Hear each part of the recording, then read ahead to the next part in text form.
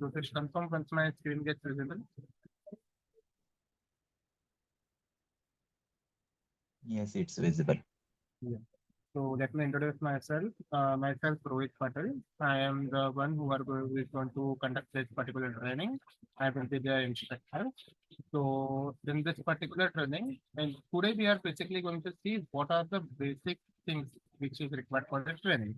Just like basic concept, like what is SOC, SOC, what are the type of different type of SOC module, SOC module, what all positions are there in SOC, what is the SIEM component, what is that particular tool do, or what is that particular tool work, how it works, the overview of that particular SIEM technology or tool. Hi, Uh, sir. Your voice yes. is not clear actually. Can you please speak a little bit louder? Hello. Now. Your volume is low. Hello, hello. Now also. Just a sec.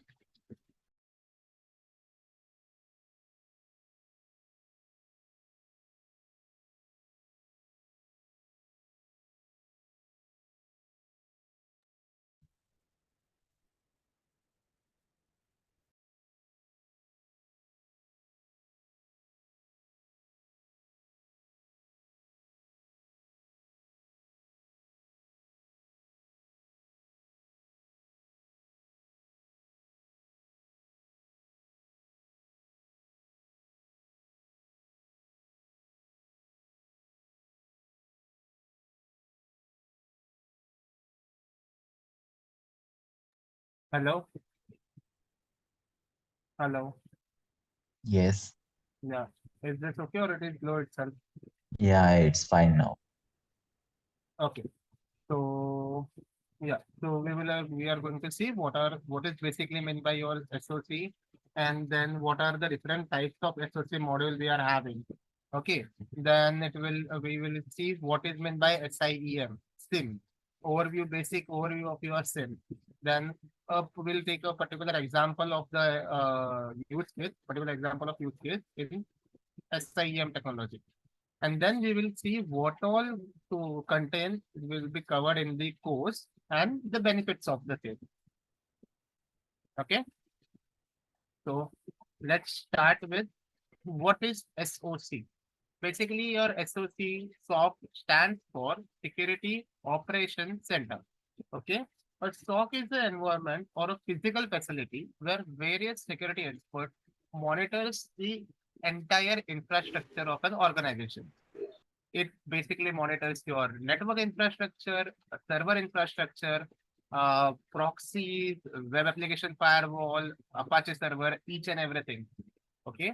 So by doing this, the particular SOC can give you a proper threat landscape of your organization. Okay. What is the threat landscape? What is meant by your threat landscape? Like if we see how much your organization is vulnerable for attack. Okay, so we in the SOC we usually create custom use cases, custom reports, detection rules to detect the threat, to detect the attack. Okay, so this particular by using SOC we get a holistic view of your complete infrastructure or the complete organization infrastructure. SOC facility is not just a 9 to 5 job. Okay, it is 24/7. Okay, so basically there would be a rotational shift kind of thing, morning shift, afternoon shift, night shift. Multiple shifts will be there. It will running 24/7 as security needs to be there 24/7, and attacks can happen anytime. So this to detect this particular attack, SOC comes into the picture. Okay, now there are different kinds of setup of SOC module. Okay, so initially we can categorize into 4 types of SOC module. SOC setup. Let me open the notepad. Okay. So first is your in-house. What is your in-house? As the name itself suggests, the entire SOC infra or component will be in-house. What do you mean by in-house? In own premises itself.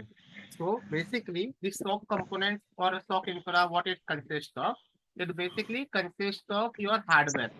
First, to run a SOC, you need a SIEM tool. To run a SIEM tool, you require a Sir, sorry hardware. to interrupt. Yeah, Sir, sorry to interrupt. Sorry to interrupt, sir. yeah. Can you only speak to the other? Can you only speak the other person? Be on mute, sir. Getting a disturbance while you are explaining. Okay, let me put all those on mute. I guess everyone is on mute now.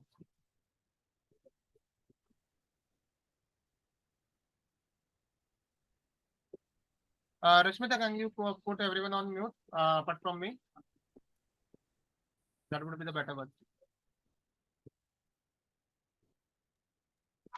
Yes, I muted everyone. You can start. Yeah. So Actually, they were joining, right? So that's why they were unmute. So I'll mute. okay. Okay.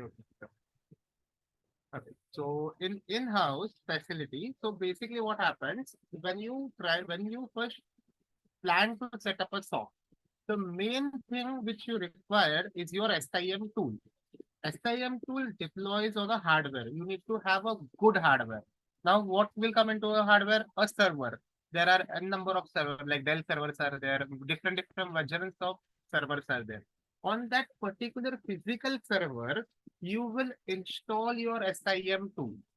Most of the SIM tool also provide their own hardware, but you need to pay for it. Okay, so at the end, when you look after in-house SOC, let's say you are planning to set up your own in-house SOC. So you need to first purchase the hardware. Then you need to go with the software. That is your SIM tool. SIM tool will be your software. In software, there would be a license of that particular OEM. OEM means the particular organization whose software you are using. Just like IBM provides their SIM tool called as QRadar. HP provides their SIM tool that is called your ArcSight. Previously it was HP. Now some other company have taken over it. Okay, so that way. Splunk is also having its own SIM tool that is called Splunk. That way. So different SIM tools are there in the market, but all runs on the same logic. We will see what the logic is in the upcoming slides. So basically, in-house stock, you need to purchase the hardware. Okay, need hardware. Then software. That is nothing but your license. Then you need to have a complete SOC team who will be monitoring and utilizing this software to improve your security posture. So you need to have a SOC team. Okay. So this particular investments or this particular scenario, you need to set up an in-house SOC. All these things, the hardware, software, and the team would be sitting under a same premises in a same location. That's why it is called as your in-house SOC. Each component. Rashmita, can you mute him? इस दिन पहलगाम में भी बहुत गर्मी था वहां पे तो होटल में Rashmita? So each component would be coming and residing under a same premises. That's why it's called as on-prem or in-house SOC. Okay. Next comes your in-house virtual SOC. In-house virtual SOC. What is the difference between this? Is same. This complete things will be same. It will be just like, let's say you are having your organization or the company or the organization which is setting this SOC have 3 different locations. Let's say one location is Hyderabad, one office is there in Hyderabad, Bangalore, and Chennai. Let's say the complete physical SOC setup, the hardware is present in Bangalore. Okay, and it's their what do you say, headquarters, main office. Okay, but the team which is going to monitor their infra resides at Chennai location. So how they are going to connect? They are going to connect remotely, but at the end, they will belong to the same organization. So this particular setup, in-house virtual SOC, happens when the hardware is some at another location. The monitoring is happening remotely, but that monitoring is done by the internal employee itself. That is called as your SOC, in-house SOC virtually set up, virtual in-house SOC. So hardware and SIM tool will be on different geographic location.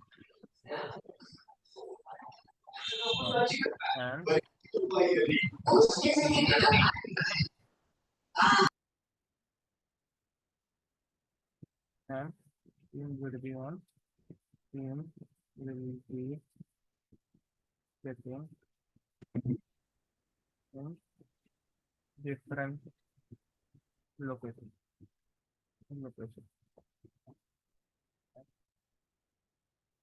Different location. Okay, this is your second type. Third type is your co-managed SOC. Okay. Now co-managed SOC, what will happen? If I am an organization, I want to go with this co-managed SOC setup. What is differentiated here? I need to purchase the hardware, that is mandatory thing, because I need to set up it in my premises itself. Co-managed would be half both the parties we are going to manage. First party will be your own organization. Second party would be the organization which is your consulting. Let's say you have purchased the hardware, you have purchased the software license. Now you don't have that expertise to set up your SIM tool and monitor your security. Then who will be going to do? Rather than setting entire team, like say 5 to 6 L1, 2 to 3 L2, one SOC manager, one L3, rather than spending this much huge amount in setting my own team, I will be taking consultation from someone who provides this kind of service. So who is that someone? They are called as their MSSP. So in co-managed SOC, hardware, software / license will be purchased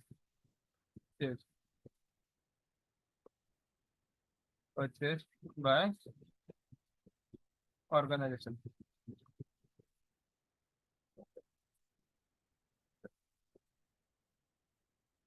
But the setup and monitoring of the same will be done by third party. Now, who is that third party? MSSP. The third party will be MSSP. So what is this MSSP? So manage security service provider. So these are the guys who have exceptional knowledge and expertise in SOC, in monitoring. They will come, they will set up your complete SIM tool. They will come at your place and they will do monitoring for you. You need to pay them for that particular thing. How many analysts you want, whether you want a dedicated support or you want a shared support. Based on that, the cost vary. Okay. And also based on your EPS or the size of your organization or the size of your infrastructure. Like you are having 5 to 6 huge servers, 2 to 3 huge scale firewall, let's say 20 routers, 10 switches, and 200 endpoints. So based on that, your EPS will be calculated. Based on that, they will charge. Based on that, they will suggest how many teammates you will be going to require, how many analysts you are going to require to monitor this complete infra. Okay, so in this case, you are also putting some effort. Okay, as I am an organization, I am also putting the effort in buying and purchasing the hardware. Plus, the third managed security provider, MSSP will be going to send me the alerts. Based on that, I will take the action. Okay. But in this scenario also, in co-managed SOC also, the data is not going outside of my organization. As the hardware is residing in my organization, the data is not moving out of the organization. The data is still there itself. It is just like third party is coming here and providing you the support, and you are paying them for this. Okay. So this is your co-managed SOC. So both the parties, the internal organization who is hiring the MSSP as well as the MSSP provider, both will work jointly to monitor your security infrastructure. And last is your outsource SOC. Here, this particular pattern model is usually followed in the industry. As for the finance sector, mostly the RBI have done release the guideline that you need to have a SOC monitoring, or you need to have a security compliance. So to do that, if I am a small scale company, okay, my organization is not that huge, okay, but to comply to urban guideline, I need to have security monitoring. So I can't afford to purchase huge servers, right? They are very expensive. Plus, I need to purchase the license them, and then I need to have a security team also who will be setting my entire SIEM tool and doing active monitoring for 24/7. I need to invest huge amount. Rather than that, I will go for outsourced SOC. What is outsourced SOC? In this, you just need to integrate your devices / log sources / infra with the MSSP provider, MSSP. The complete hardware, software, team, all these components would be handled by MSSP itself. In this scenario, your data is going to be stored at MSSP site. Okay. So the data is going to get outside of your organization. Some of the organizations have a strict policy, like their data can't leave their premises. Okay. So usually this model is not followed by them. They usually go for co-managed SOC then. Okay, but if there is no guideline or no policy for this particular thing, like the data shouldn't get outside of the premises, then most of the common model which is followed as your outsourced SOC. Because in this model, you don't need to do literally, you don't need to spend a huge amount compared to setting your own SOC. You just need to hire the MSSP provider. You need to pay, they will charge you some lump sum amount, and you are good to go. You just need to integrate your devices with the MSSP provider. Their people will do 24/7 monitoring for your infra. If any breach is happening, if any attack is happening, if any server is going down, or let's say suddenly a critical server went down and you are not able to detect it, but MSSP provider will be able to detect it because they have integrated that system.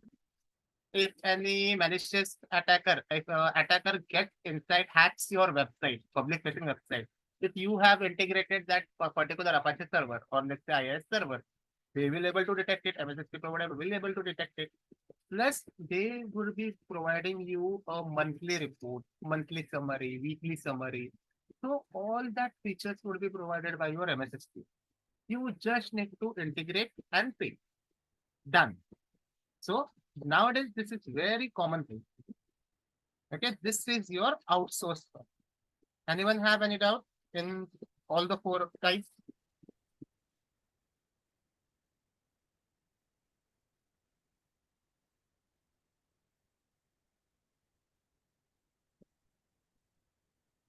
Hello?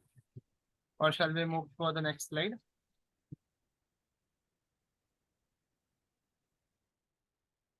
Okay. So next is your positions in SOC. What are the different positions you have in SOC? Let me clear one thing.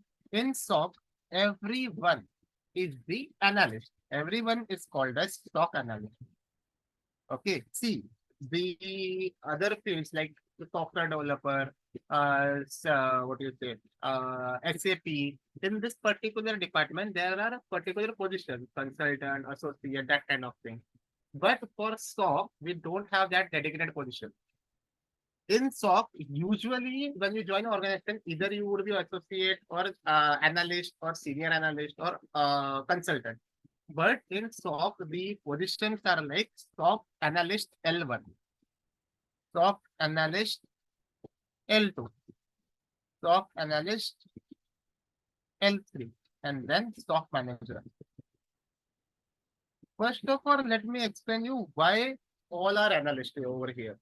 Or because at some point you need to perform the analysis. Even if you are L1, you need to perform analysis. You are L2, you need to perform the analysis on a better scale. If you are L3, you would be a team leader. At the end, the RCA, root cause analysis, would be provided and approved by you itself. So in SOC, at any point of time, you need to perform the analysis. That's why we are called as SOC analyst. Then the level 1 comes, level 2 comes. So then the level particular comes.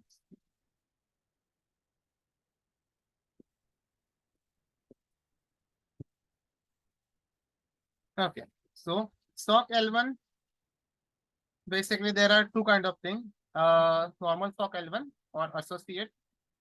So associate SOC analyst L1, and then is the senior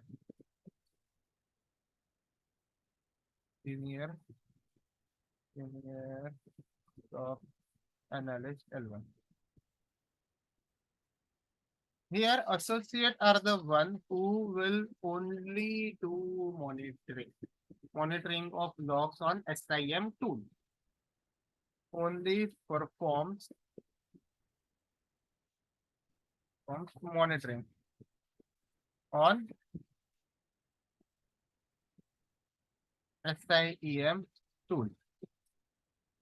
Senior would be mostly shift in charge.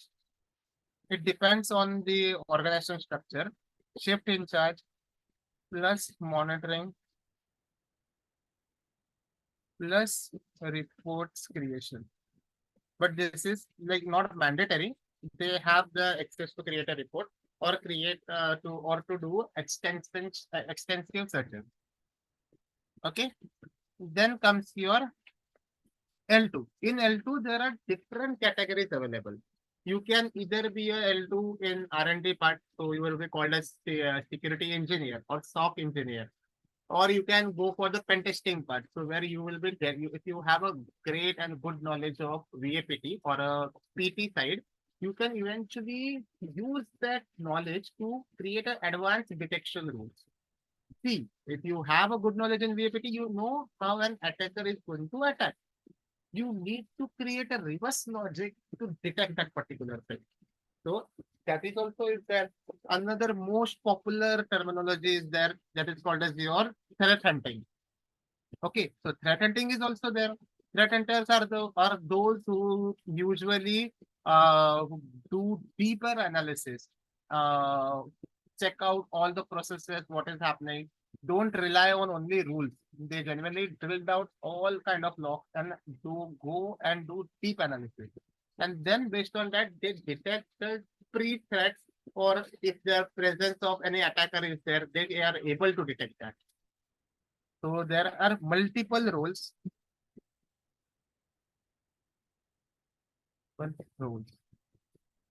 In L2.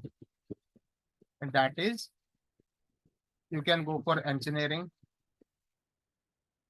or SOC L2 R&D.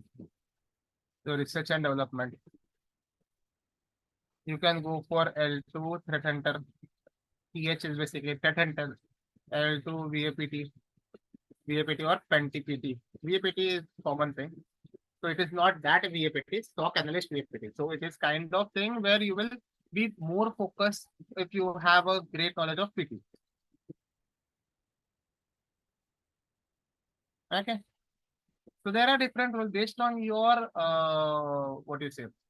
liking or based on your skill set. You will be placed in that role. In this also there is associate L2 and senior L2. Okay. Senior will be mostly focused on deployment. Okay. Deployment in the sense log source integrations, rules creation, log source integration, onboarding, lines, and the associate would be mostly focused on rules creation, dashboard creation, reports creation, monitoring L1, providing deep analysis. That kind of multiple roles are there. Okay. So this will be performed by your SOC L2 analyst. Okay, and based on your skill set, you will be categorized under different categories. Like I've already mentioned, threat hunting is there, VAPT kind of thing is there, R&D is there. Mostly in R&D, those who have the good knowledge in development. Just like Python scripting or batch scripting, you can use your programming skills to do automation in SOC. Okay, so this is suitable for that person who knows a good amount of coding. It is eventually decided by your organization itself, under which role they want you to perform. Okay, then comes your L3. L3 is basically your TL, team lead. He will be managing entire team, creating shift roster, okay, managing leaves, plus focus technical part. He would be performing all the CLI related task plus client meetings, handles client requirement,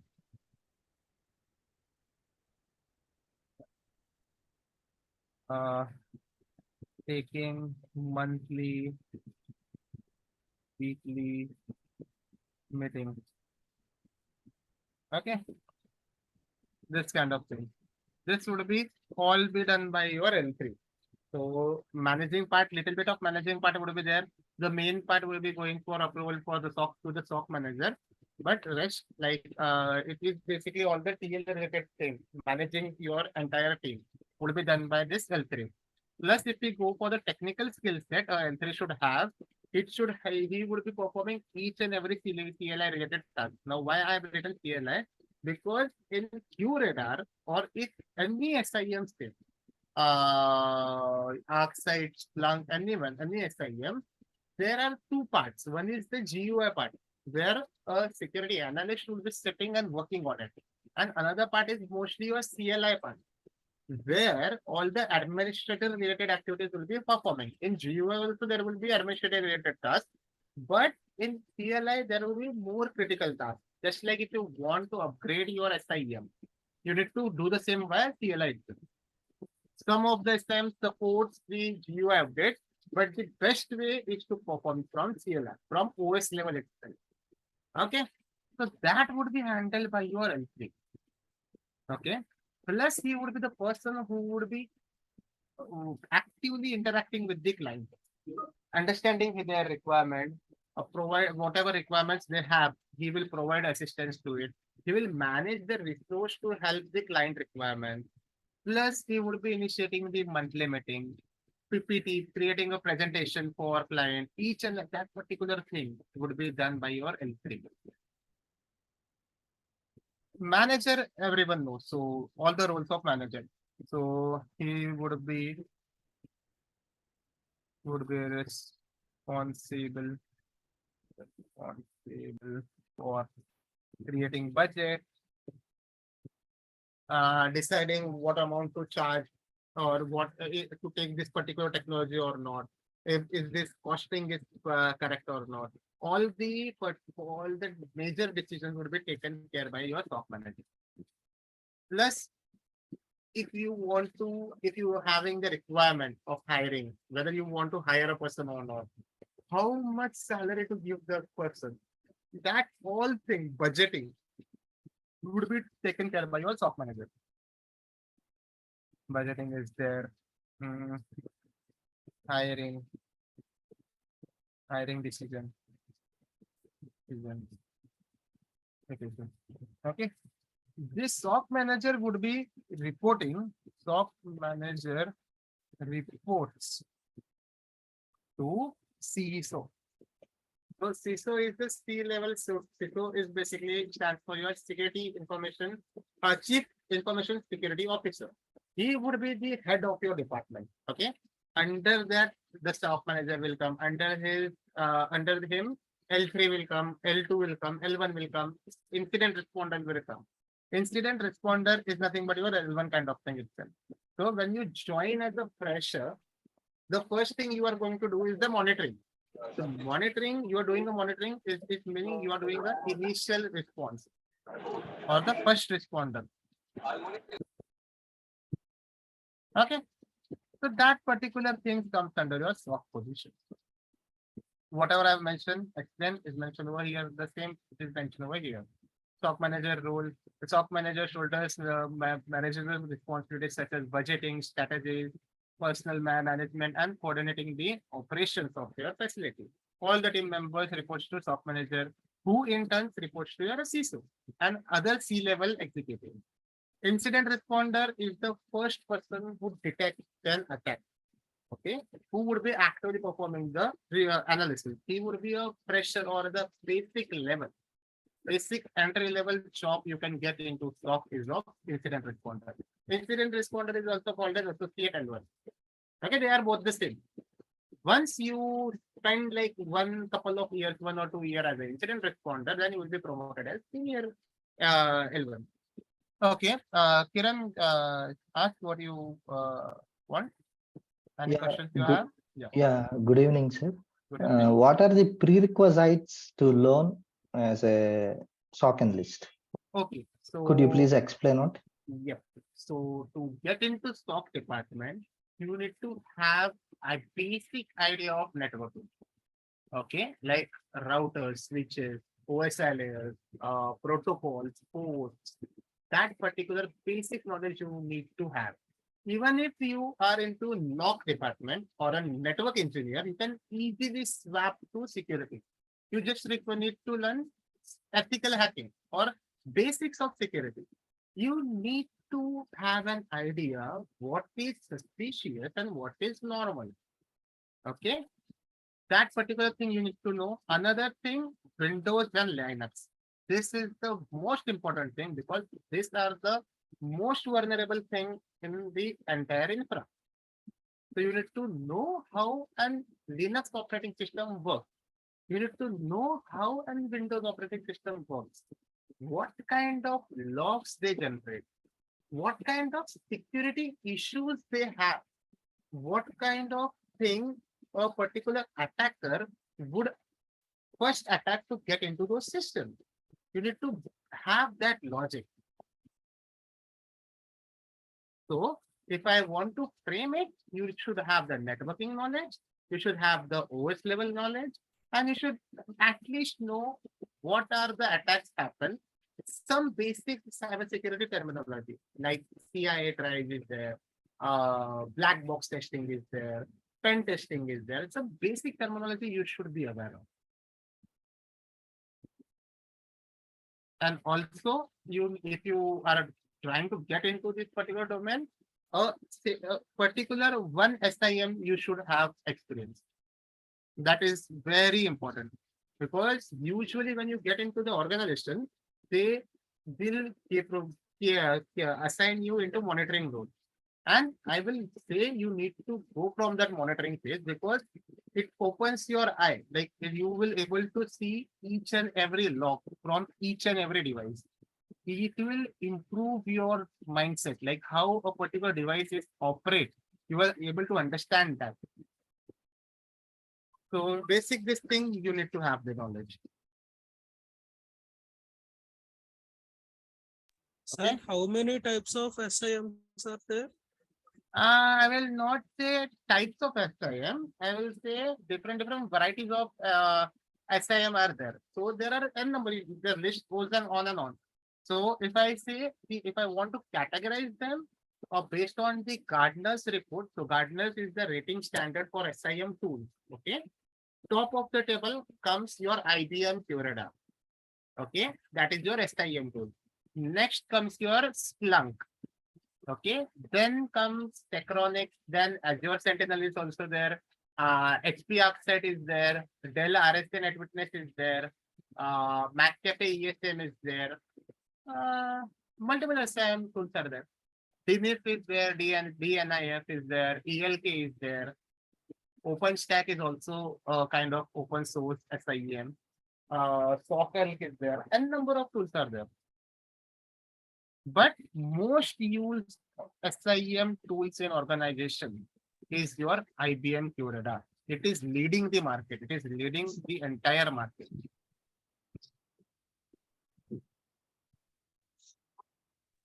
Thank you, sir. Okay.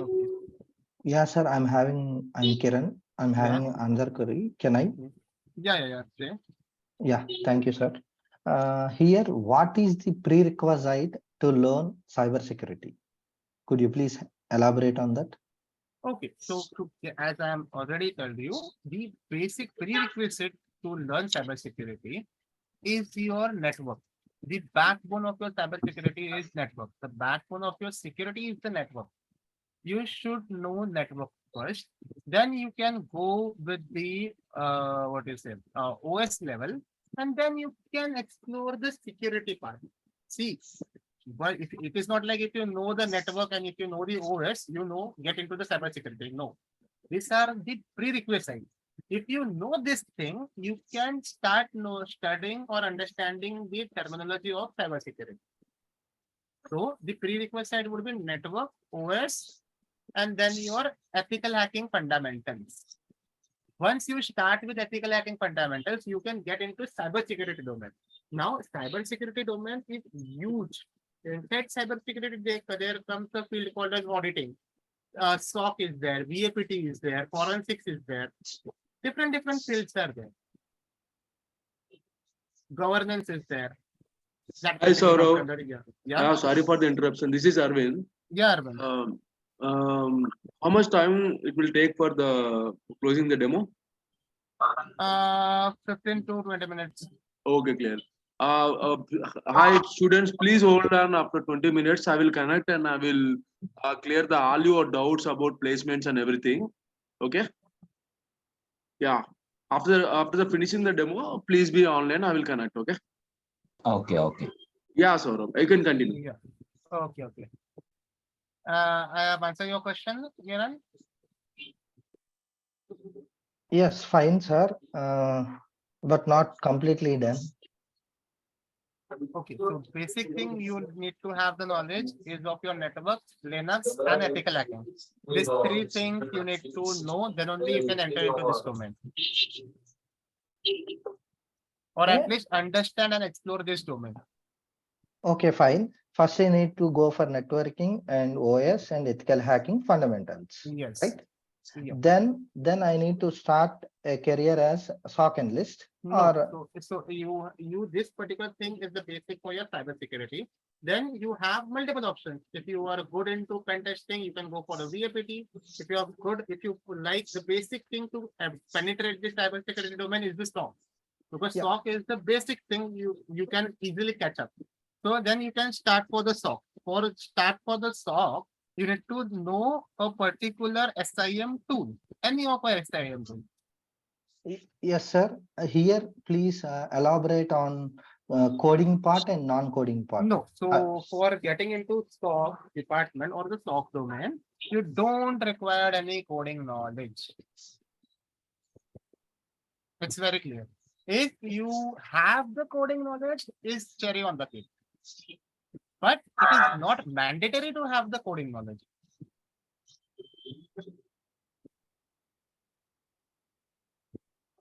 Okay. Yes, I thought this is my question from my side.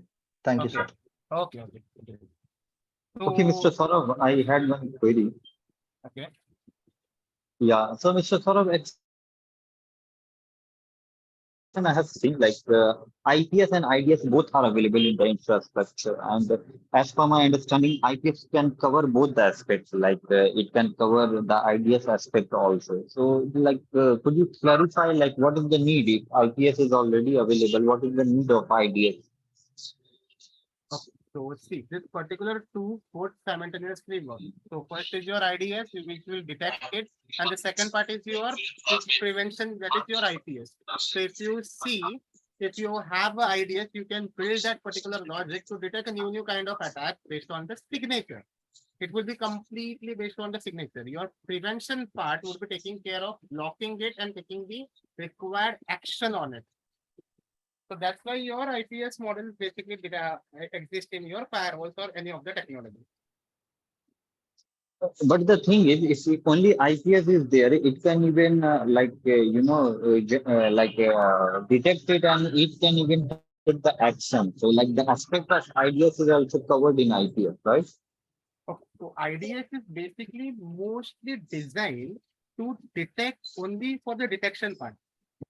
Okay, whereas your IPS is basically updated version of your IDS. Yeah, that is my query. Like IPS can play the role of IDS also. Like it can even detect which IDS was doing, and same time it can take It action also. So this is my query. mostly, Like Mhm. okay, mostly your next gen firewall which comes have your IPS. First IDS was deployed, okay, then IPS will come into the market, and if you see all the what do you say, next gen firewall have IDS IPS. They both come same, both comes in the single package itself. So if you have a IPS, it can do the role of your IDS also. And it is Yeah, specifically designed to take more into action, like to block and quarantine that particular thing. yeah, that was my question. Like that is basically why what I wanted to clarify. So if we are putting like setting up a new infrastructure, so if I am deploying just IPS, so there is no need of IPS, right? It can play both the roles. Yeah, it will eventually coming with your that model itself, because for you can't directly deploy the IPS. By default, you need to give a database where you will have the all the different kind of signatures. Then only you can detect it. Then only you can prevent it. It is not like you will directly going to prevent it. Unless and until you detect something, you can't prevent it. To detect something, you need to have that signatures database. Based on that only, they detect it and it will prevent it. It is a step-by-step method, right? Mhm. So in IPS also database is there now. Like through that only it will detect and it will take action. Means Suppose like IDS playing the role of detection. Okay, like whatever the signature based data is there, it will raise an alert and it will reach to the admin and they can take a manual action. But IPS is playing a role that it can detect the network activity. it will detect it also, So right? if it is detecting, it has database. Hmm. Yeah. So in that case, we don't need IDS, right? The IPS is having both the things, like database is also there through which it is detecting and same time it is taking action. Okay, so you can't genuinely separate this both things. Okay, so it basically comes one with other. If you're taking a old firewall or the previous only a normal firewall, it would only have Mhm. the IDS thing. But whatever nowadays the firewall are coming, they are almost called as next gen firewall. Why? They are called as next gen firewall because they are having the IPS module. If you don't need to configure separately one thing and another thing. When you configure your IPS, it will eventually first play a role of detection. After detecting, it will play a role of prevention. So it is a compact module, a single module. Yeah. Okay. So Okay, in one, case one like is we are your threat detection and another is your threat prevention kind of thing. right. Right. Yes. Yeah. So in case like we are setting up a new setup of infrastructure is there. So in that, if we just place, no need to specifically separately place ideas. If we are placing a module of IPS where IDS is included in that, right? Yeah, usually this is the particular thing which will happen because whenever you set up, you will not manually set up the IDS and manually set up the IPS. You will not set up it both separately. While setting the IPS itself, you need to define whatever database you are having based on the signature. If you take a real-time example of FortiGate firewall, they nowadays they also provide the SIEM capability, the latest FortiGate part. So if you take their subscription, they are having 40 analyzer, 40 SOC is also there. Right. Right. What they are doing, they are improving their own skills. See, previously they were capturing the logs. Now, then they have come with the idea, okay, we will also prevent it. We will also detect and we will prevent it. Now they are at the point where they will generate an alert. They will automatically send an email to you once the detection happens. So how based on Yeah, this got thing we it, are got doing, based on detection itself they are doing. If you explore the FortiGate firewall, they have a complete module of detection. So they have pre-built rules. They also have playbooks, so they can automate your thing. So these are the next gen firewalls, which have completely evolved from our traditional firewalls. Yeah, it will cover all the 7 layers, right? Yes, correct.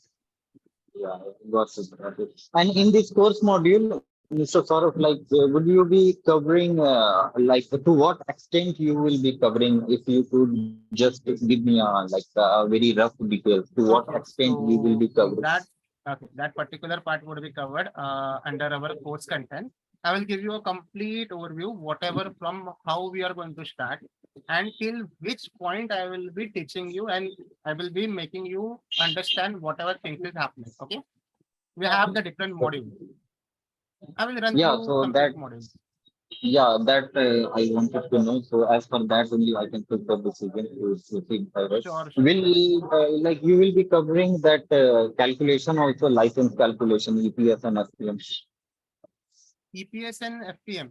Okay, so you are talking about EPS licensing and flow events and flow licensing. Yeah, like in case we need to, how we can calculate EPS in order to like implement, or we need to buy license module. So on what basis we make the calculation of EPS and SPM? That would be eventually coming under your advanced part. So that is your what you say sizing that comes under officially your sizing and infrastructure. Yeah. So with that particular calculation, there is particular format. I can share that with you on which basic you can calculate it. Yeah, so I wanted like to get the idea like to what extent. That's why I asked you to what extent we will be covering. Okay. Because I'm already working on QRadar, so I'm like very much curious to explore this side, like the EPS calculation and like to what extent, to what admin extent are we covering the like extensive rule modification also, how to fine tune such things using bash script. We will be covering such things. Maybe like you all will be having different modules for that, right? Yes, yes. See, so as this is specifically to a SOC analyst kind of training. So I will make sure a guy after completing this course can at least do all the works which is done by your L2. Okay, so whatever day-to-day activity L2 needs to know, L2 needs to have that knowledge that all things would be getting covered. So I will elaborate the same in the course module. Okay. So how can I get that module? Like in case the Okay, session is this is getting full. yeah. So this is the ninth slide we have post content. So let me Mhm. first cover the what is the SIM Sure, and sure, the sure, basic sure. overview. Okay, Sure, sure, sure. Okay, thanks Sure. for your answer, Mr. Sir. sure. Okay. Okay, so let's get back to the topic. So now we will see what is SIM. Okay, so SIEM stands for your security, information, and event management. So basically, this is your heart of your SOC. This is the tool by which you are going to do the monitoring. Basically, this will be a key tool which you will be using to perform the monitoring thing. Okay.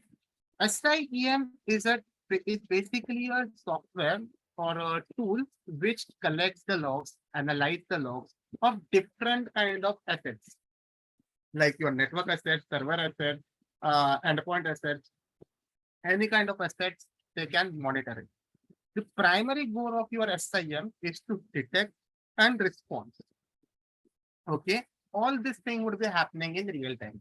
As soon as the SIM receives the log, he will be performing a correlation on that log. He will be checking and enriching that log. He'll be checking if there is any suspicious command included in that log, that kind of thing. So this is what your SIM is. Next, if you see the basics of your SIM, the overview.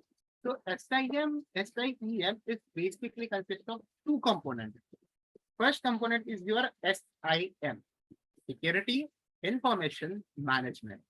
This particular part or this particular component of your SIEM will focus in collecting the logs, managing the logs, and analyzing the security logs. Okay, from various sources. This particular part would be not performing any what you say alerting and correlation. The SIM model will just collect, analyze, and store, manage and store the log. Next part is your SEM, that is your security event management. Okay, this particular part would be the main part who will perform the correlation of the event, who will perform real-time monitoring, who will analyze and detect for the threat. So this is your brain kind of part of your SIM. So this when this particular two parts or two components come together, your complete SIM forms. Just a sec, guys.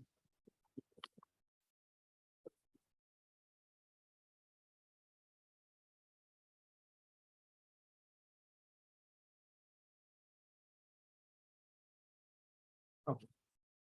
Then comes what are the basic fundamentals. See, there are just a second.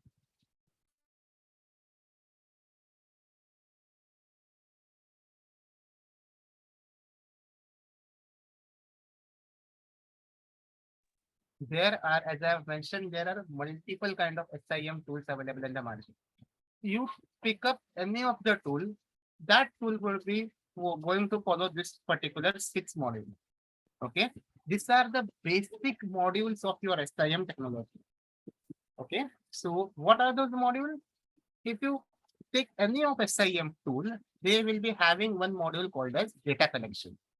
As to perform analysis on each and everything, the first thing is that you need to collect the data. Until and unless you don't collect the data, you can't do anything. Okay, so data collection is the first module. Just a sec, guys, I'm getting a call.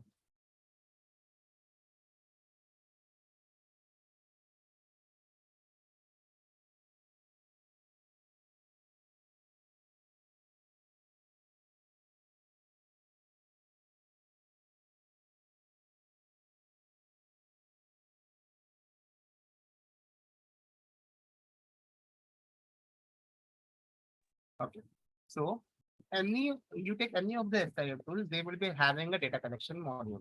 Okay, so let's say QRadar have event collector, whereas your ArcSight have smart connector. Your RSA network have event collector is there. So there are different terminology, but all the basic thing remains the same. They will collect the data. Once the data come to the SIM tool, as we are going to collect data from different assets, different devices, you need to manage that data. So basically, after collection, log management module comes. Once the data get into your SIM tool, you will manage those logs. Once you have managed it, you have created different buckets for different technologies, for different devices. Then you will perform a real-time monitoring on that. So real-time monitoring would be checking what all logs are there. Once it enters your SIM, at that time itself, you will check that log. Your SIM will check that log against your different logics. So the logic part is called as your event correlation. Event correlation is like, say, if an attacker is performing or targeting a particular website, he gets into your website. Okay, he is able to hack your website and get into the backend IIS server or backend Apache server. Then he will be doing lateral movement from that server. He will run LFI attack. He will LFI attack to get internal details. Once he get the internal detail, he will try to get into your system. So that particular thing would be happening. So at that time, you need to check different levels of log. To detect this particular attack, you need to first check the web log. Then you need to check the Linux log, OS level log. If you are having a proxy, you need to see the proxy log. Or after viewing all this different kind of log, you will create a logic. You will create a relation. Like, okay, first attacker have gone here, then he jump over here, and then he get into here. So what you are doing, you are creating a relation. That is called as a correlating this each and every sequence of events. That will be performed by your SIM. So every SIM tool would be having a correlation inbuilt. Then comes your threat detection part. Your SIM will have this model by default because this is the model which would be going to create a logic to detect the pattern, different attack patterns. So detection would be there. After detecting it, it needs to respond. So the response would be over the mail by sending the mail, or the response would be by creating an offense. So different kind of response would be there. After this, why we are doing it? We are going into cybersecurity part. We are going into SOC monitoring to have our business grow, to grow the business. And then whoever sits on CISO or the upper level management usually understands the format, understands in bar and chart format. Okay. So your SIM should have the capability to create a report, different kind of reports. So that would be your model. So you pick up any of the SIM tool, you will be finding all the 6 modules in it. Okay.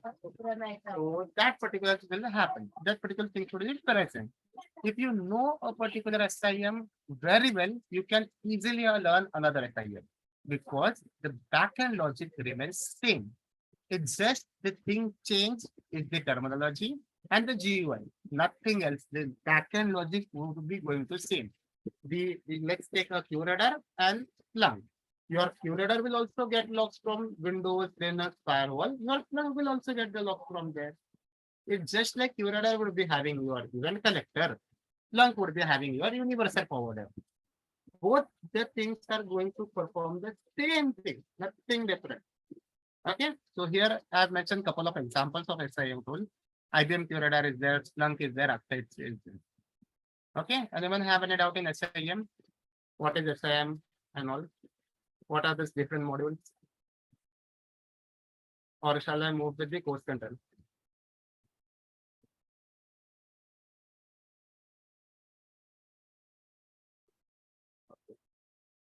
So this is the course content. We are literally from as couple of students would be there who would be having no idea of cybersecurity, but willing to get into this particular domain. So we designed this training or course like that. Like even if you have, if you are coming from non-technical background, then also it will work for you. Then also you can get into it. Why? Because we are starting from the basic of your network, like covering from different kind of network topology, WAN, MAN, LAN, covering the OSI layers, understanding how a protocol works, what is protocol, what is port, what are the basic networking command you should know. Starting from that, we will be going to cover the fundamentals of Linux. So whatever basic Linux knowledge you need to have to operate on QRadar. Okay. So like to set up QRadar, you need to, the QRadar is entirely going to set up on Linux environment. Most of the SIEM, your ArcSight also set up mostly on your Linux environment. So most of the SIEM gets deployed on your Linux environment. So you need to understand the basic steps. You need to know how to run a file in your Linux environment. So from that particular point, we are going to start. So first we will learn the basics, fundamentals of your network. Then the Linux fundamentals. What are the basic commands? If you are working into QRadar, some error is coming. You need to check the error file. You need to know how to check that particular file, right? You need to log into a QRadar machine or any SIM machine. You need to go to /var/log or wherever your particular log file exists of that particular SIM tool. You need to go there. You need to open it. You need to grab it. You need to find it. So that particular thing you need to know. So that particular thing would be covered under your Linux fundamentals. Next, as some of you would be coming from non-technical background or non-cybersecurity background, we are going to cover the ethical hacking fundamentals. So in this particular part, we will talk about what is the hacker methodology, what is black box testing, gray box testing, white box testing, what is CI track, what is the difference between your risk, vulnerability, and threat. So we will try to give you an idea how this particular, what are the basic concepts and what basic terminology of used in your cybersecurity domain. Then we will be starting with QRadar. So this particular training would be mostly focused on QRadar. As this particular SIM is leading in the market, I have selected this particular SIM tool because if you have a knowledge, good knowledge in QRadar, you can easily swap between any of SIM tools. And this is very user friendly compared to any SIM tool.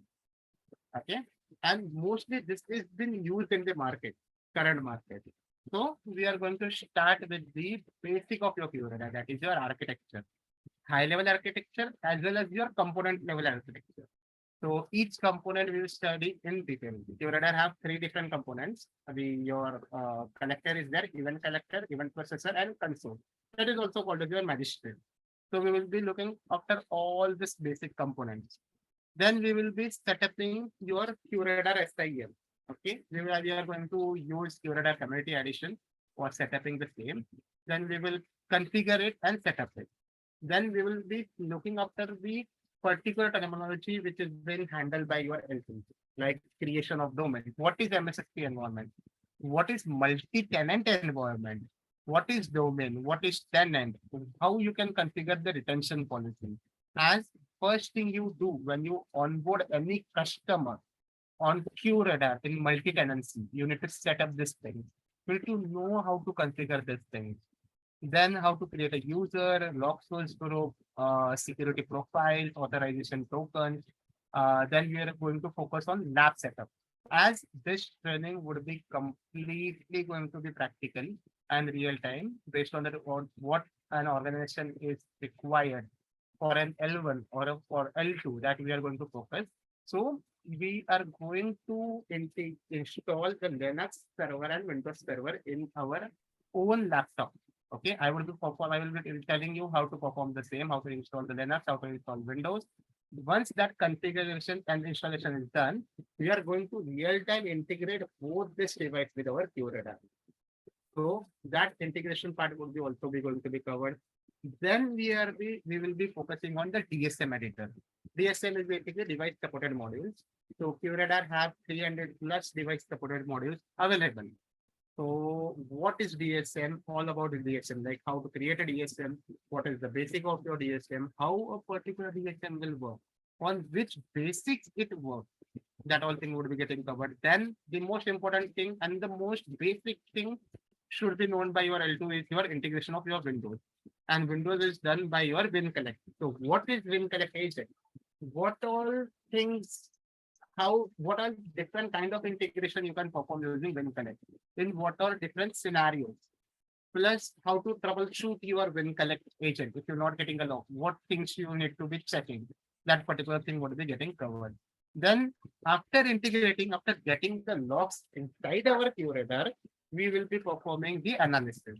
So we will see how to start with the analysis. What methodology you need to have when you perform an analysis. What if you don't know that particular log source on which you need to perform the analysis? Then what should be your approach? That we are going to cover in the analysis part. Once the analysis is done, based on the analysis, we will be creating different kind of rules. Each and every rule would be going to create will be on real-time scenario. So first, we will perform that particular attack or perform that kind of activities to generate those logs. Based on that, we will create a real-time rule. Once that rule is created, we will deploy it and we will. So after deploying a particular rule, just a sec.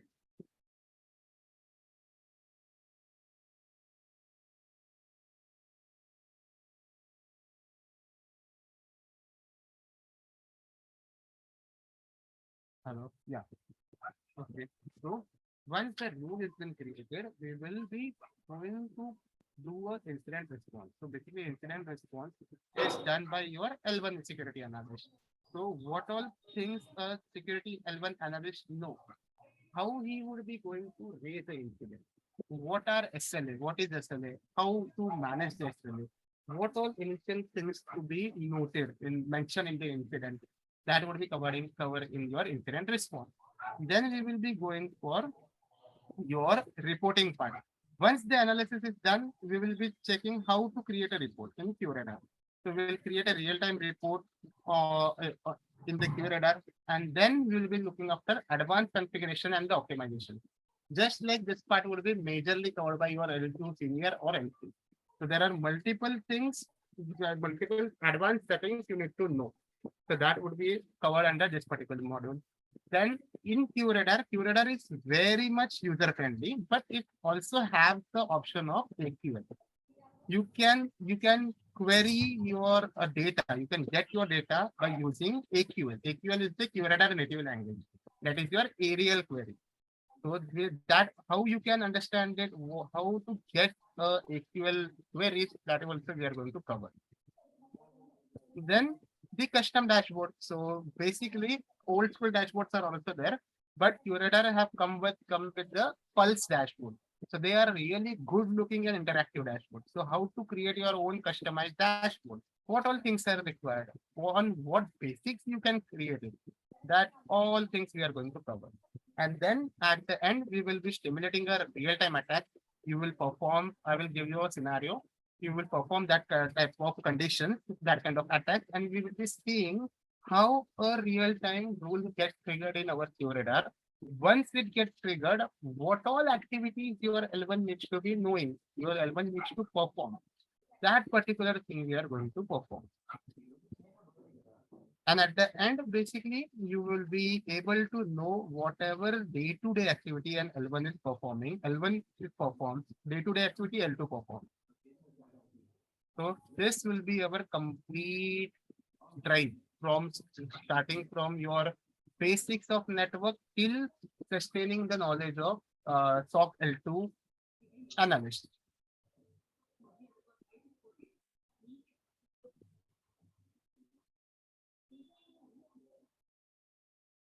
Okay.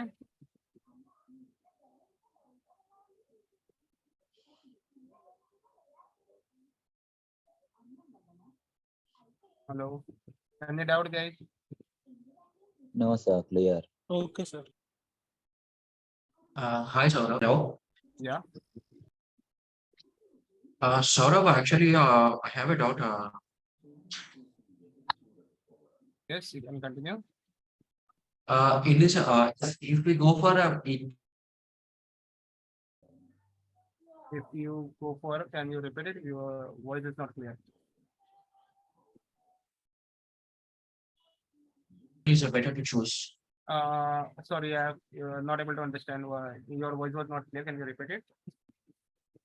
According to present situation, which course is going to is in a better situation? VAPT. Okay, so for VAPT, see, it is very easy to get into the SOC. Why? Because for VAPT, there was a huge hype in VAPT, so everyone is going for VAPT only. Also, by going into SOC, you can also get exposure of at least VA. Some organization in SOC also provides the VA. VA is nothing but your vulnerable assessment, just running automated tools. So you will get some knowledge of it. But in current scenario, SOC is like booming. So it's better to get into SOC.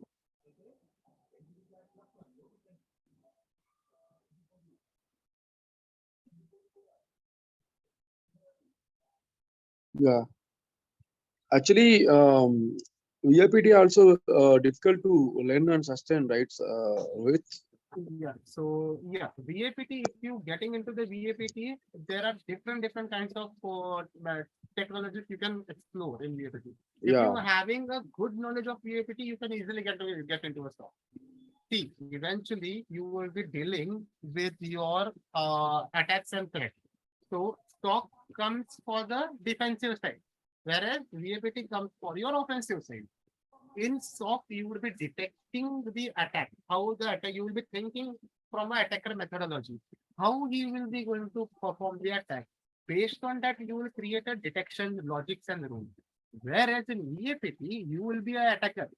You will think how you can perform a unique attack so that no one detects you. So it is eventually the fight happening between the attacker and the detection.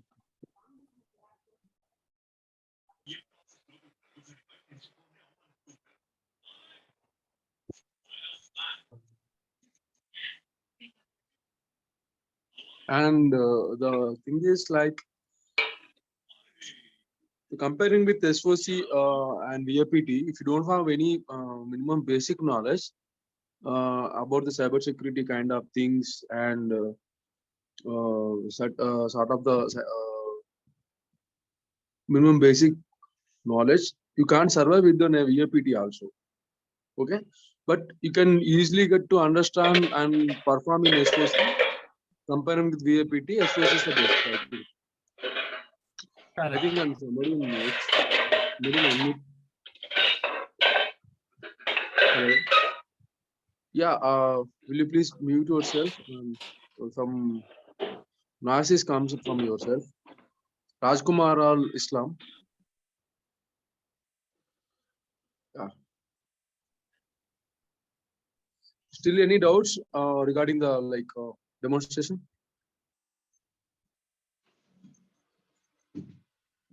Hello. Hi, sir. Yeah. So, SOC and PCIDS, sir, both are related to cybersecurity, right? What is the major difference between them? Okay, so that PCIDS basically comes under your governance part or the auditing part. In SOC, you would be completely dealing with the logs. If you see in the SOC itself, the name analyst comes, right? So you will be completely dealing with the analysis. If you have a SOC idea, if you work on the SOC, you can eventually work on PCIDS. Okay, that would be majorly focused on your payment side. There also it happens, the log analysis happens, but there you would be more into questionnaire, more into finding the basic, matching the basic standard. That comes your under GRC or your auditing or your compliance part. Mostly what happens when the auditor, if your firm have the auditing department as well as your SOC department, whenever there is PCIDS, is basically any kind of related to Rama, can you please mute yourself? Rashmita, can you mute Ram?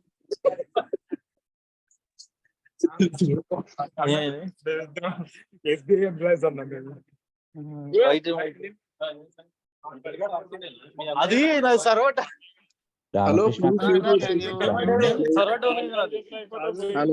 Hello. నేనేం చేయను నేను వస్తున్నా అదే సర్వట నేనేం చేయను కొట్టు తప్పుంటే కొట్టు లేకపోతే క్షమించు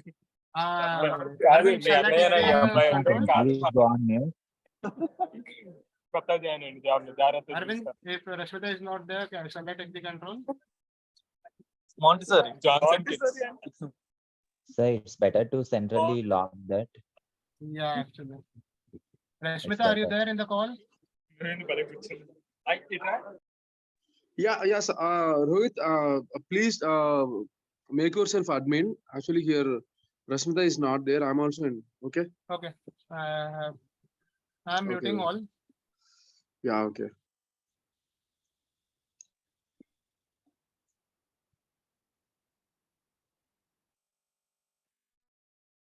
So if you see the difference, your auditing part, basically PCI comes under your auditing.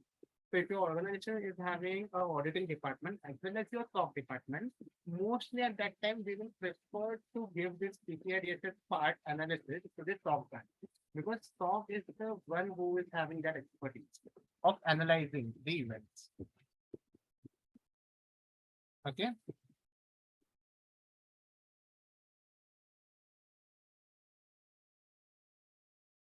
If anyone have any doubts, they can raise their hand.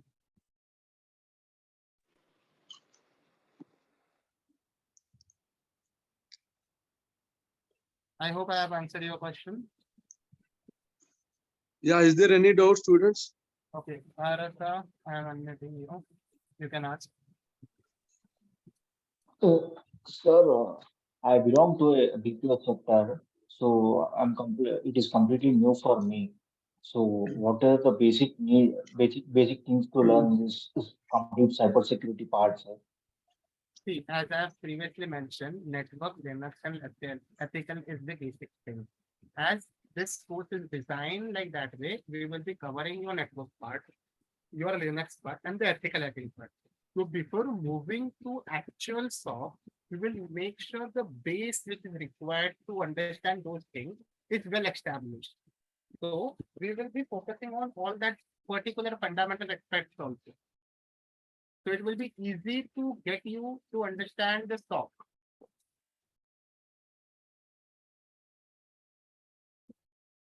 Okay, so access to the ibmqradar would be, as this particular lab would be going to deployed at your own laptop. I will be providing you all the images which is been required. You need to have a good specification laptop. At least 16 GB i5 processor is mandatory, because QRadar himself will be taking this 10 to 11 GB of RAM, 10 GB of RAM. Then we are going to set up the Linux server, which will take your 500 to 1 GB of RAM, 500 MB to 1 GB RAM, and your Windows server will take 2 GB of RAM. So eventually, you should have 16 GB of your 16 GB laptop.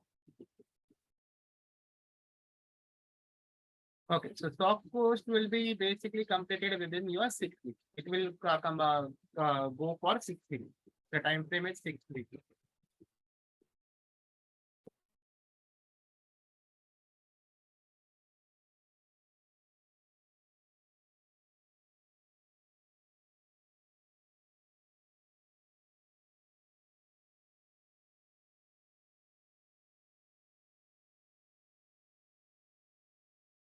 Shrikant, I will majorly tell you, like, you can easily shift in PCI basis, but I will recommend you to not go into that part, because it is like completely into auditing part.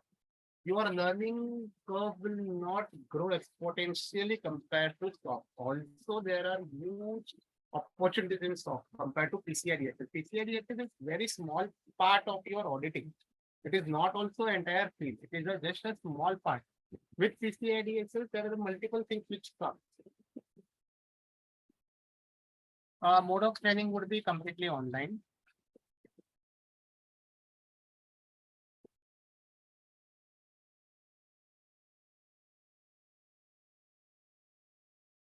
Guys, whoever have any doubt, they can just raise their hand, so I will unmute them.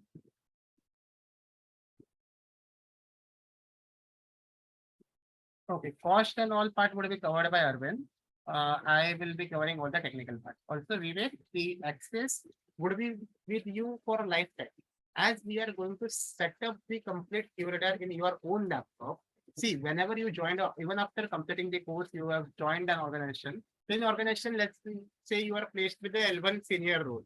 Then you will be not having the L2 kind of role. see why I am focusing on real-time activities and real-time scenarios, because in industry, if you join as a fresher as a L1, you will not able to grow yourself. You will not able to grow technically. Okay, so there is a huge gap in the industry. The organization can't give you admin role or can't give you the what do you say higher authorities role, right? Creation of rules and all, because there are risks like that. That is a production server. Then how you will be learning? Literally, you will be not able to see some options which is able to see by the admin. In that scenario, a particular fresher who joins as L1 with the plain vanilla flavor by doing something, he gets into organization. He struggles for 2 to 3 years to become a senior or to become a L2. When he become a L2, he would be completely new to that technology. Then another 3 to 4 years, he will struggle to become a senior L2. What we are doing here, I am been there for long into this industry. So I know what all things are required by L1, required from an L1 and for a L2, from an L2. So basically that we are going to focusing on. After the completion of this course, I will be taking one session. In that session, I will be telling you what all day-to-day activity you will be performing as your L1 as a L2. Okay, so that part, this particular training will be more focusing what is happening in real time, rather than focusing on some theoretical part. Okay, Shrikant, I have 2 years of see, okay. So when you get into this SOC profile, if it is a non-technical field, it is difficult to show that experience. But you can highlight it at some point. If you're having, let's say, managing skills, or you are the desktop engineer, you can highlight that experience, like you will be having more knowledge of OS level. If you are into Excel, managing the HR part, or mostly worked on Excel and PPT, you can highlight those skills in showing that you will be able to create a presentation, PowerPoint presentation for the monthly meetings and all. So it's on you how you highlight it, but you need to have the technical skills to get into the cybersec domain.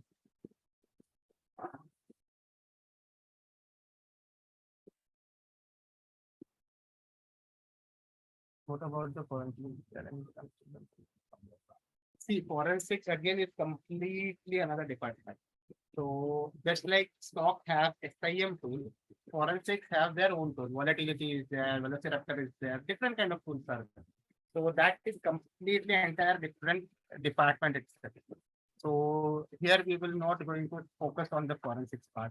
Here the entire focus will be getting you into a SOC profile. The major focus would be creating an entry point for you to get into the SOC. OT, okay, so OT is basically you can say now what is happening basically. Previously only technical devices like infrastructure devices like routers, network devices, servers are only monitored by SIM. But nowadays, OT is directly hitting. Okay, so usual industries are there. Some attacker group are directly targeting the industrial level itself. So in QRadar, there is particular part where you can monitor the OT devices also, OT or IoT. So basically, that devices like PLC SCADAs are there. PLC SCADA, you need to monitor those things. So that also can be performed by in QRadar. Okay. So there is one extension called as your Nozomi. So Nozomi is completely another platform. Those are the providers who basically integrate into your OT devices and provides the logs to your QRadar. If I focus on the QRadar part, just a second.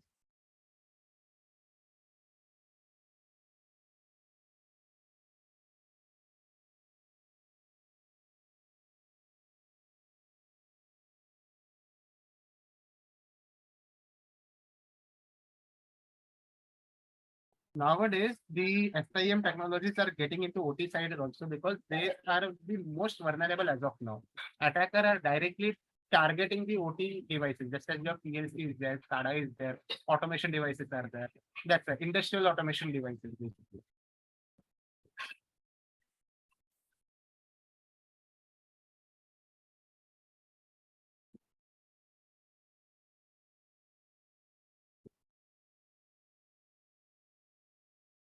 Srinivas Rao, I have unmute you, so you can ask question. What do you have? Yeah, what is the exact process of the joining and is it completely online? Is there any offline available sessions on that?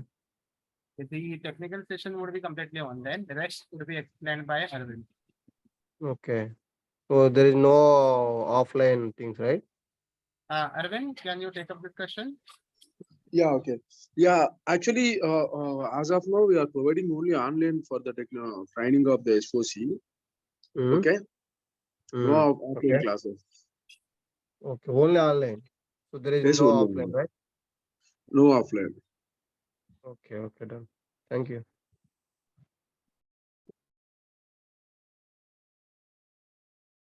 Okay, Jagan. So there are a number of tools used in your forensics. Okay.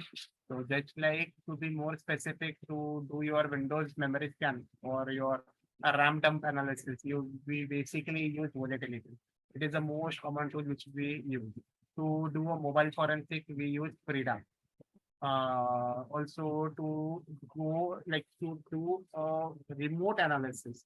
Okay, to a extent we can use Velociraptor. So there are different kinds of tools, right?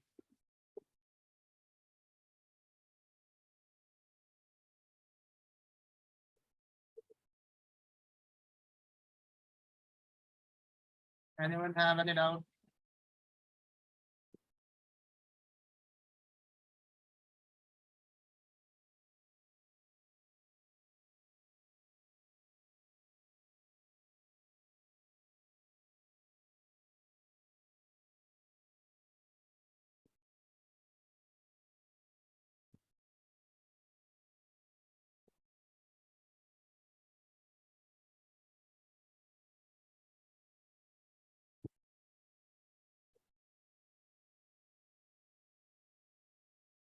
Okay. Arvind, I guess they have no technical doubt. You can continue with the placement assistance and the post.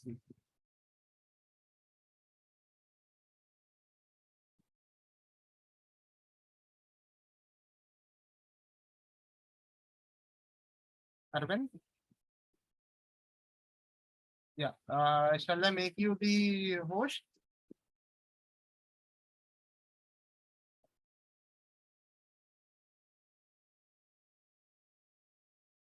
Just confirm if you got the access. Yeah. Okay. So I will take leave now. So if anything is Yeah, there, guys. you can take leave. Actually, like, Rohit, I have doubt. Like, did you show them as ibmqradar interface? Okay. Just I have missed out that. Okay. Yeah. So Yeah, guys, that will be old, and so Rohit will be show you like ibmqradar interface and Splunk also. Okay, please be hold on. just a sec, guys. Let me clear this thing. Clear my time. Yeah. So this will be your IBM QRadar interface. Okay, and this will be hosted on your on your VMware. I will be providing the VMware license of software also. This will be your CLI machine. This will be the machine which we are going to create, and the lab setup would be looking like the one would be the Linux machine, and another would be the Windows server. And we will integrate both this machine with our QRadar. So let me show you this particular interface, how your QRadar looks like. So whatever tab you are able to see over here, we are going to learn about each and every tab. Okay. So let's say if I want to, so this is the pulse. So here is the dashboard and here is the pulse. In market, in recent QRadar, the older QRadar version were having Splunk. Okay. So this old school dashboards were there, which was not that much interesting. Okay, to view. So the QRadar has come out with the pulse extension. So if you compare this screen with this one, this is really good and interactive. So this kind of dashboard we are going to create. Let's say Linux dashboard. So as there is no data flowing as of now, so here it is showing no data. But we are going to create Linux dashboard, Windows dashboard. We will going to see how the multi-tenancy happens. Multi-tenancy is supported by the QRadar. There are different kind of dashboards. This is the threat globe. So this will give you an entire globe kind of thing, and from wherever location your traffic is coming, it will be showing you in all the same in the real time. You can move it, you can check it, what was the asset and each and everything. So we are going, so this is the offense step where the rules are going to be triggered. To show you, these are the basically rules which have triggered. It will go give you offense ID, what was the domain. Domain is basically your client name.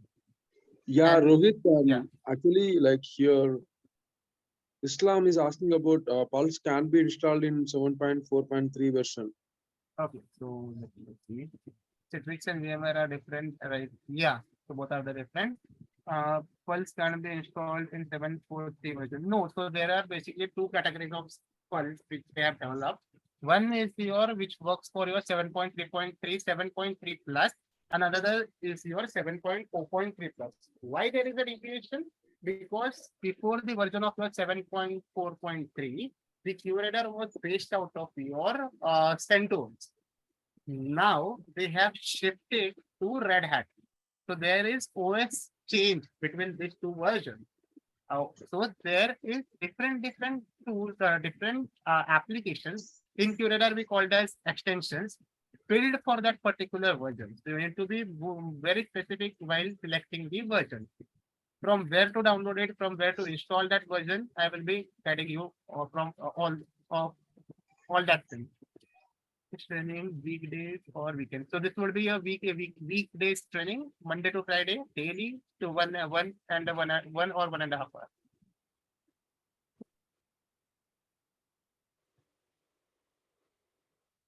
Yeah, so morning will be also option and evening will be also option. Okay, so Actually, like early morning hours, like classes sessions will be start like 7 a.m. or 9:30 between the timings, and evening like it will be like 8 p.m. to 10 p.m. So I think the working persons also can join the sessions. for Vivek, your question, like I saw everything is been automated. Yes, but to an extent. So to automate the thing, to use the SOR, XOR is basically your SOR platform, right? To set up your XOR, your QRadar needs to be quite mature. If your QRadar is not correctly been set up, your XOR can't do anything. Your XOR would be flooded. Most of the cases, XOR faces XOR, not follow to XOR. Any SOR faces a problem is with the SIEM maturity. Your SIEM tool should be that mature to get automated. There should be less false positive in your SIEM tool so that the XOR can automate it. And basically, not only XOR, QRadar has its own SOR that is called as resilient. ArcSight is having its own SOR called as your ArcSight SOR itself is the name. So there are different SOR. But SOR will only come if you have a mature SIM. Okay.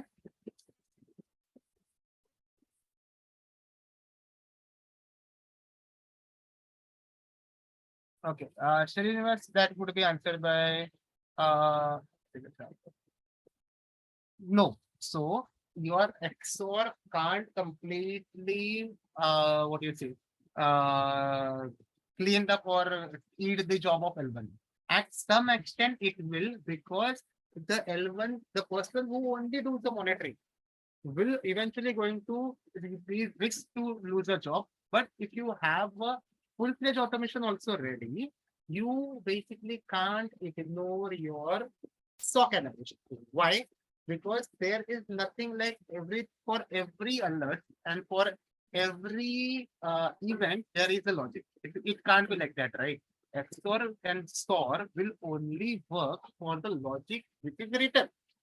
What if some new kind of attack comes into the picture? The analyst can use his brain to perform the analysis. That particular thing can't be automated. That's why, since there is SOR from since long, Palo Alto have done a great job in automation, but then also they required security analysts. as the MSSP provider says they have completely automated their thing, they have automated their thing right, but they have not really removed the elements because SOC analyst is a human with a brain of that particular vision. He has the ability to detect new attack, suspicious activities. That particular thing can't be really replaced by your XOR completely. XOR will only work, or SOR will only work on the logic which has been written. What if someday you have missed some logic to detect any attack? At that day, what you are going to do? Nothing. At that day, a security analyst can do analysis and detect that particular thing.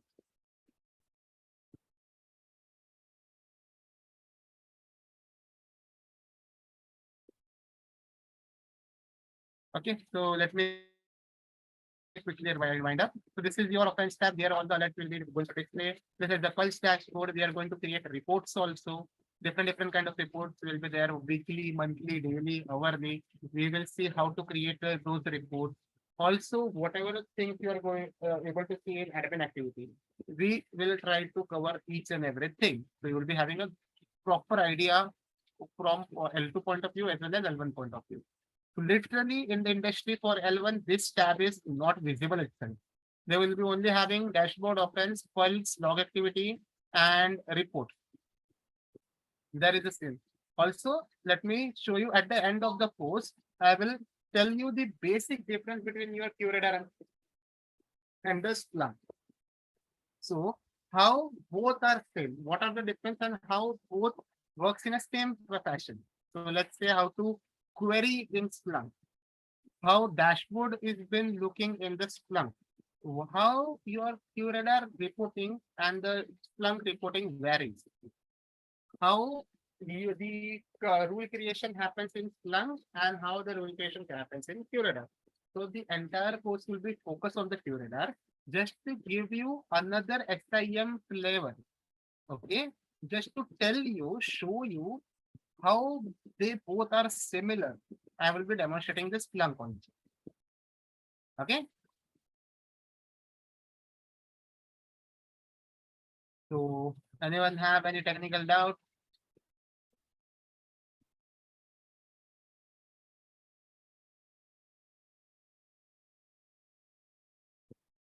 Okay. Arvind, I guess I am done with the technical thing.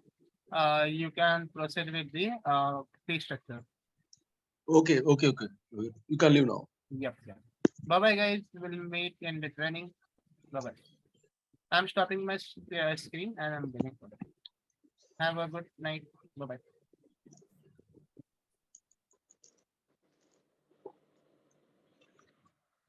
Yeah, guys, am I audible?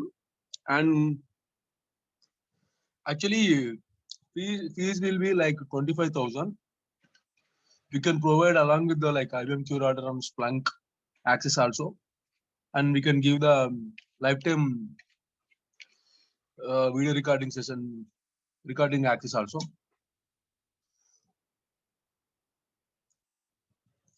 Is there any doubts like apart from the technical? Just ask me.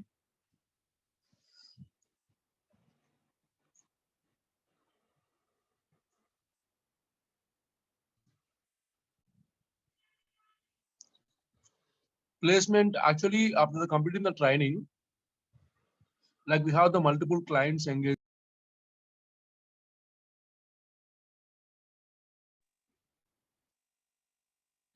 And we have the like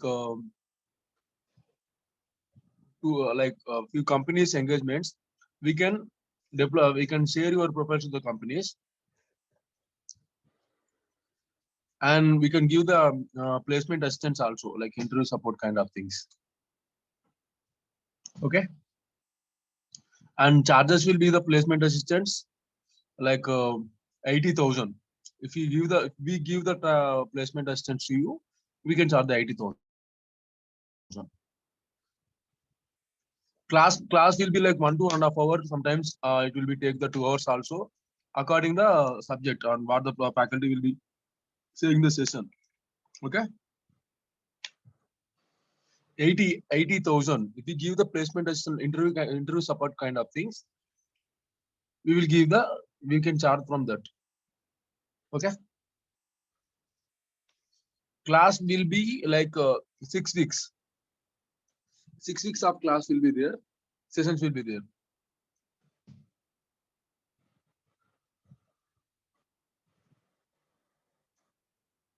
And along with the resume preparation, we can help you for the free of cost resume preparations and kind of things, and how to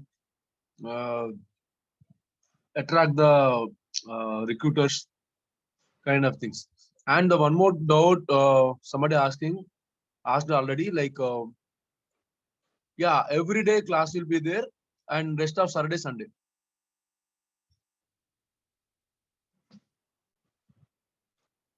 And every day recording will be shared by the admin team to you after the classing over. So you can get the ibmqradar access and Splunk access also. Splunk access means the like faculty will be explaining about how to create the Splunk free trial version. Okay, but ibmqradar setup we can give the access for practicing, and record sessions also on every day. And along with the course and after completing, faculty will be give the interview questions also.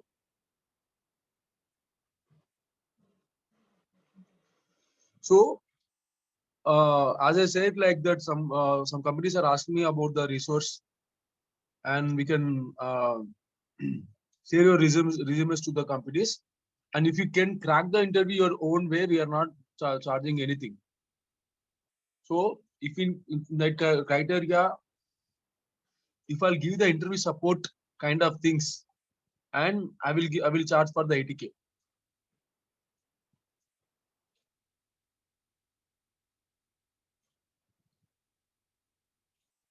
One to 1.5 hours, and sometimes 1.5 2 hours to take. Depend on the subject and that particular day subject. Okay.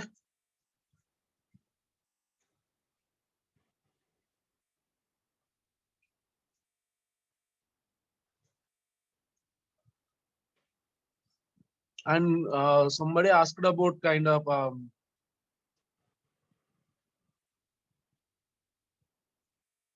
course is 25,000 Sinu, and you can unmute and ask, and if any question will be there, and I will give the answer to you. Okay.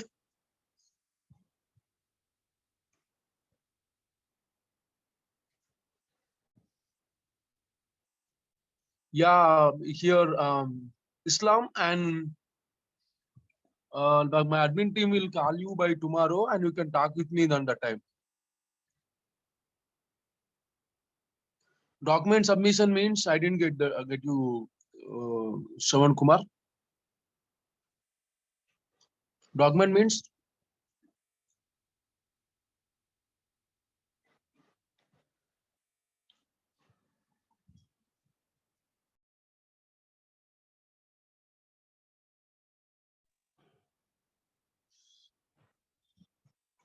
yeah. By tomorrow morning, Rashmita will give you entire information about the documents and placements and interview assistants and such kind of things. Rashmita will give you the more information by morning hours.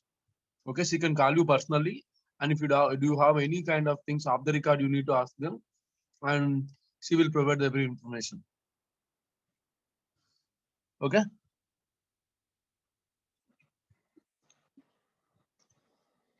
Okay, please be attend the call, and Rashmita, she will give the complete guidance to you. And somebody have told me like that I have the 4 years of IT experience. Yeah, you can mention your previous IT experience, like as an SOC analyst. It will be suitable. Okay. Timings will be morning 9 to evening 7. Rajkumar.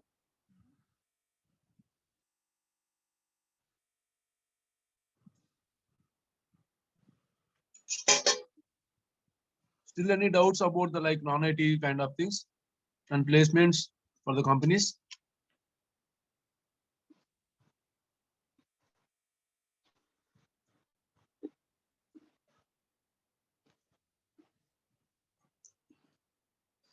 6 years of 980, like Mr. Rohit, who gave the demonstration, she can give the sessions. Okay, no second trainer will be there, only one trainer. He has a 15 plus years of experience in cybersecurity.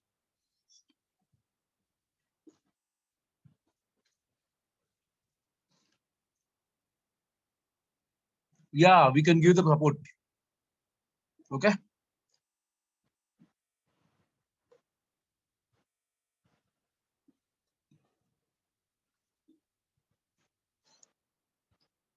The thing is, like, we are into consulting services also. Too many companies are asking about the SOC analyst resources, so that I have already every time I have already 250 plus students who have completed the batches. So I will share that kind of profiles who are not getting the job, and every time, okay, accordingly they can give the interview. I mean, you need to give the interview. The positions will be L1 and L2. I can process.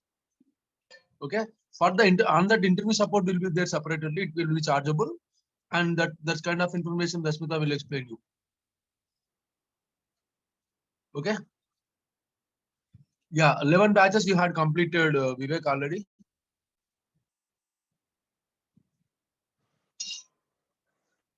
Yeah, but the timings will be like evening 8 o'clock. It can be jumped into yeah, Bharat, you can jump like, and you need to pretend like that your entire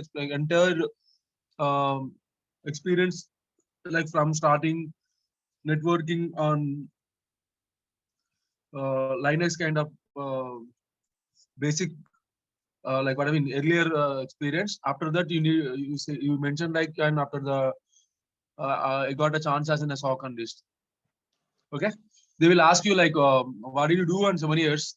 You say you tell like that I used to join as a networking admin, a networking department Linux, and after the 3 years, and I got the chance as a SOC analyst. So now I'm being in a SOC analyst. I have the 3 to 4 plus years of experience. According they will ask, and you can mention all those details. Okay. Support means like, I will give the some references who are giving the support. Accordingly, you can negotiate with that person. Okay. My previous employees, students also giving the support who were working from 2 to 3 years. Okay.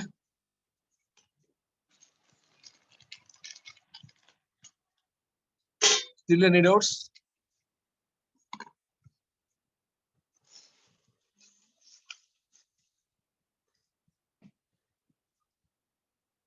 Okay.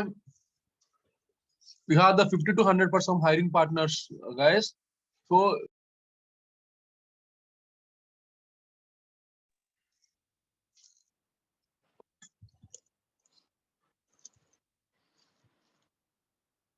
is there still any doubts? And admin team will call you. I'm going to end the session right now. Okay. If you have any doubts, and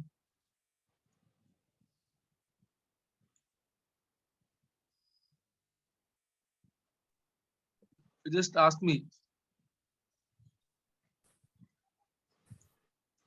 Yes, ibmqradar, I will give the lifetime access. It means you can download that, okay, and you can configure in your own system. I'll give the access to download, Vivek. Okay, it's not like web portal.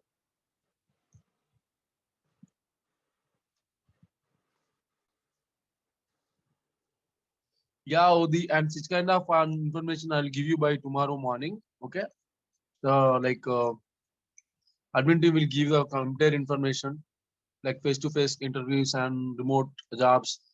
Still now, until now, interviews will be going on online only.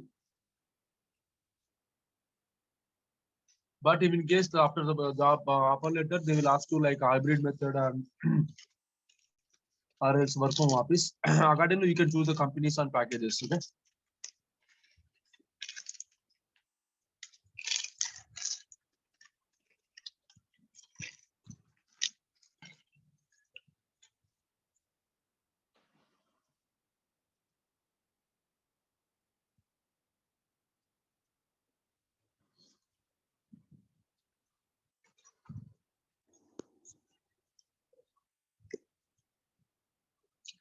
Still any doubts?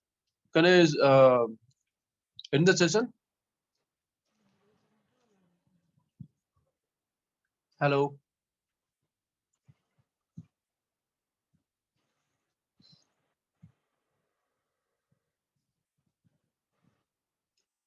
Yeah, Vivek, I will share the IBM QRadar setup to you through online, through Drive. You can install it in your system. So it will be lifetime access, okay? Batch will be start from Wednesday or Thursday, maybe tomorrow also. You need to enroll. You need to enroll with some amount, and you can have the day one class access. Okay.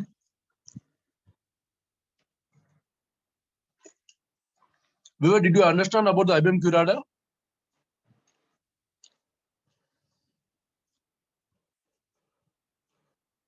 Hello, Vivek. Yeah. For the IBM QRadar setup and recording sessions.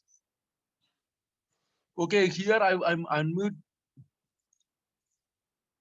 to you guys, and actually I'm connected through mobile.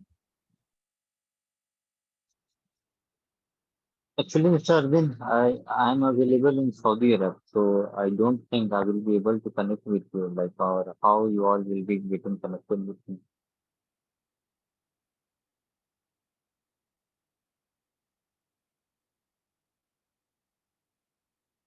So,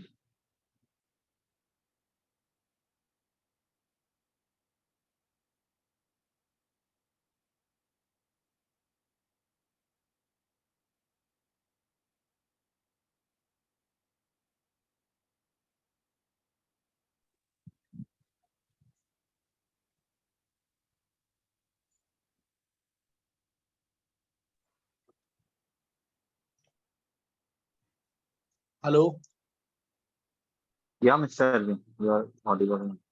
Yeah, timings will be morning, early morning times. Like, what are the available timings in Indian timing compared with Indian timings? Like I will be in office, like in Indian timing will be like 10:30 to 7:30. Like this will be my working hour. In Indian timings. Yeah. But 8 p.m. The class will be 8 p.m. right?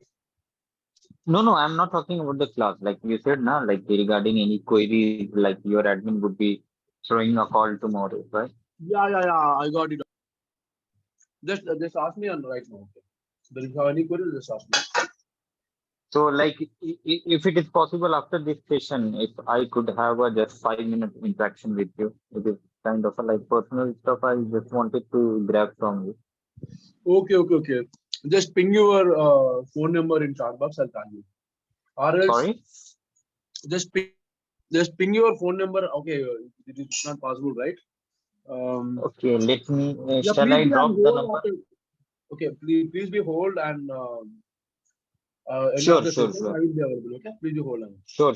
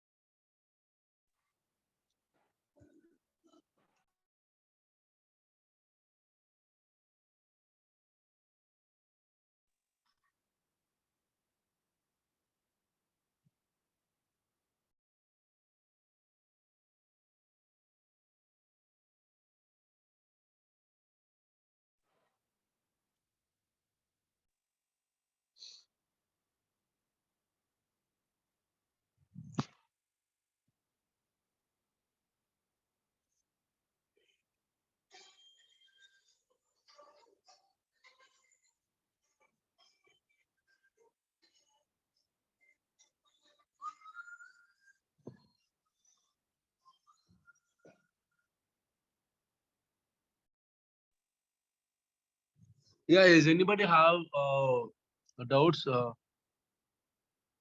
Please be all rest of the people and can drop out right now. Simran, are you there? Hello, Simran. Hello.